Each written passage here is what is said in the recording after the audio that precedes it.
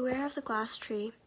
I don't have long to type this out and I don't know how to begin, but I need to warn you so you won't suffer the same fate that I did. Posting it here is the best way that I know how to get this to you.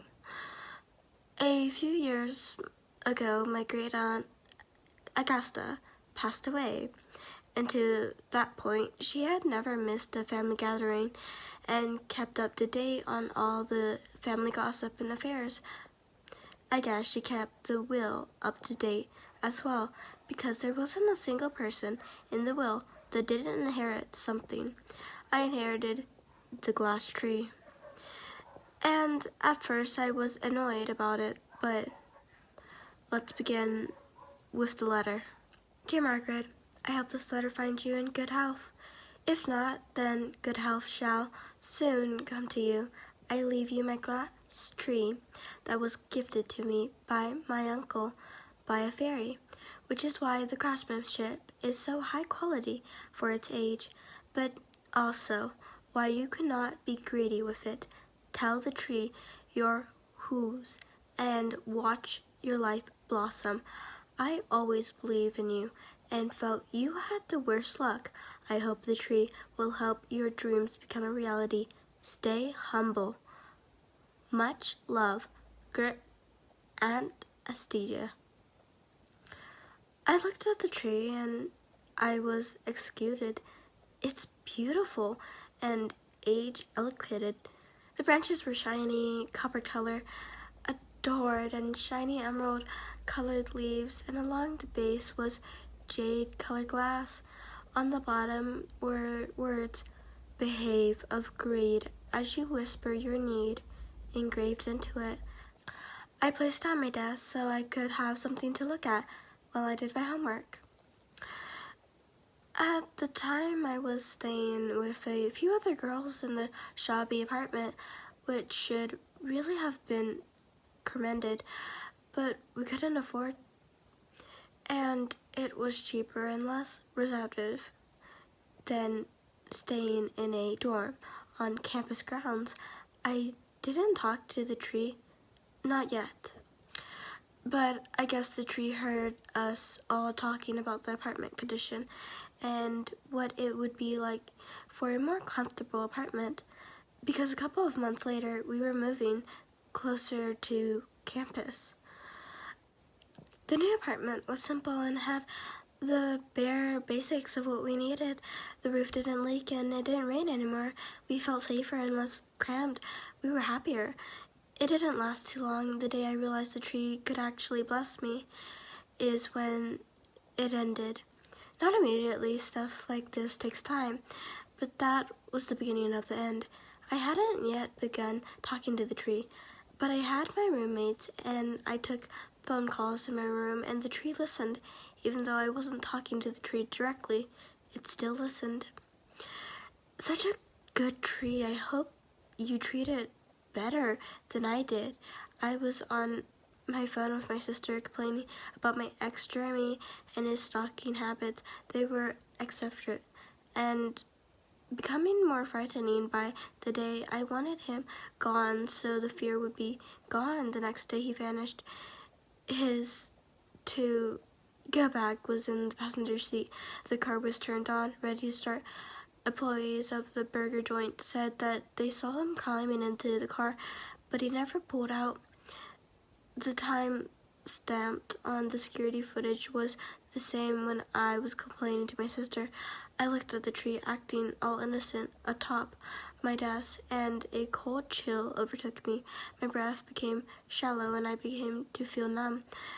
I threw a piece of cloth over the tree, then avoided my room for the next few days.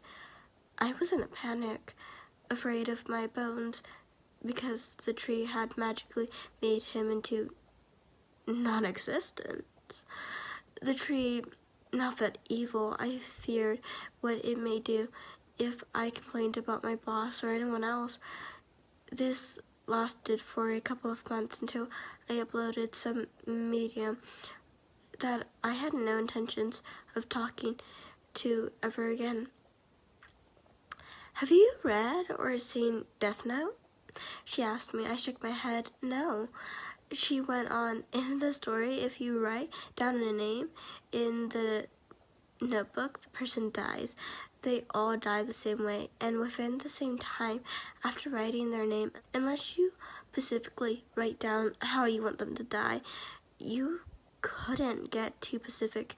But if you wrote it like a cause of death, it would happen. And when you know what you said, sometimes I wondered if you had told the tree that you wanted Jeremy to be arrested or transferred away from you, it would have done that instead. Why do you think the tree would have behaved like this in Death Note? I said, I wanted Jeremy out of my life, and then he vanished. I didn't say I wanted Jeremy to disappear off the face of the earth, I shouted. And that's the Fae's work. They follow things to the letter, not to the spirit. You said the tree was made by the Fae. If you say, I want $1 million, you may have a yard full of lamban rather than a pocket full of money, she said. I don't remember how we agreed to test it. I just remember that I told her that I'd get back to her and let her know what happened. Obviously, I never did, because it worked. The greed began. I suddenly saw the tree as his memory wharf. I had big dreams to fulfill. I was no longer afraid of the tree, now that its methods were clear. Oh, how foolish I was to think that there was nothing to fear about my wonderful glass tree. I think the medium talked to someone else about the tree because a quote-unquote collector, end of quotes, for the quote-unquote aquasumum museum, end of quotes, came by asking about it only a couple of weeks later. Of course, I only told them where to stick it, and I think she wanted it for herself because I couldn't find it anywhere online. No amount of money on earth could equate to the tree's potential. I wish I had accepted their offer. Then I had the chance. Maybe it will show up at the quote-unquote collector's, end of quotes, house. I didn't go around killing people with the tree, and I couldn't affect anybody who was a celebrity. I think the attention on celebrities is what protects them. It's just that the tree refused because they're a celebrity. Last night was the night that it was finally over. I sat in my new room in my 4-bedroom house that I owned all by myself, surrounded by closets of clothes that I only ever wore once, with my newly found wealth displayed on my walls for a company that never came to see. I was watching YouTube on my smart TV when I saw a large house in the background, one of the videos. I want that house. I turned to the glass tree in my lap like some kind of cat. Get me that house. I want that house. I know, very eucalyptus salt of me, I guess. That's when the tree decided it had endured enough of my shit.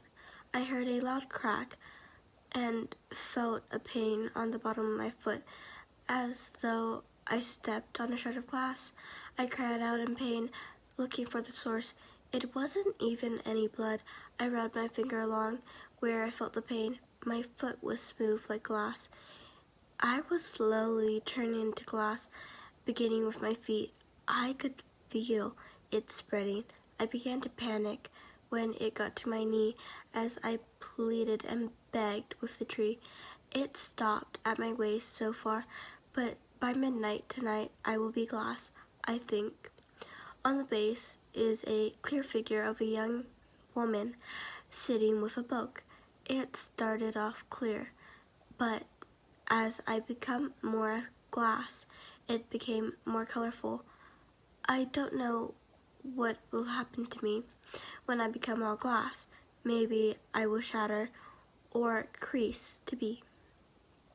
The trees allowed me till midnight to post a warning to whoever ends up with it next. I don't know how you will come across the tree, but I know somebody reading this will. When I begged for the chance to warn the world, I heard the name of this place as a soft whisper in the wind that sounded like rustling leaves. Be kind to the tree and stay humble.